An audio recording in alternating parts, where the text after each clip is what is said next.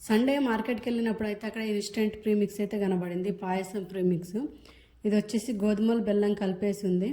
సరే చూద్దామని చెప్పేసి ఎట్లుంటుందని ఒక ప్యాకెట్ అయితే తీసుకున్నాను. తీసుకొని వచ్చి సాయంత్రం వచ్చేసి ఒక కప్ అయితే వేసాను. ఒక కప్పుకి 2 కప్పుల వాటర్ పోసేసి 8 to 10 విజిల్స్ పెట్టమనేసి అయితే ఉంది. నేను 2 కాకుండా 3 కప్పుల వాటర్ పోసేసి ఒక 10 విజిల్స్ అయితే పెట్టాను.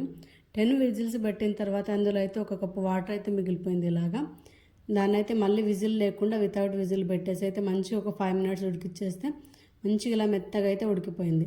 ఇలా ఉడికిన తర్వాత అందులో అయితే కొబ్బరి పాలు పోయాలి, ఒక 2 కప్స్. నా దగ్గర కొబ్బరి పాలు లేవని చెప్పేసి నార్మల్ పాలు అయితే పోసేసాను. నార్మల్ పాలు పోసేసి అందులో అయితే వేయించుకున్న డ్రై ఫ్రూట్స్ మన దగ్గర ఏముంటే అవి అన్నీ వేసేసి మంచి కలిపేసి ఒక 5 నిమిషాలు ఉంచుకుంటే అయితే చాలా టేస్టీగా ఉంది పాయసం. నేను ఎలా ఉంటుందో అనుకున్నాను, ఇన్స్టెంట్ కాబట్టి తొందరగా అయిపోతుంది, చాలా టేస్టీగా ఉంటుంది. నాకైతే బాగా నచ్చింది. వీడియో నచ్చితే like and subscribe. Thank you for watching.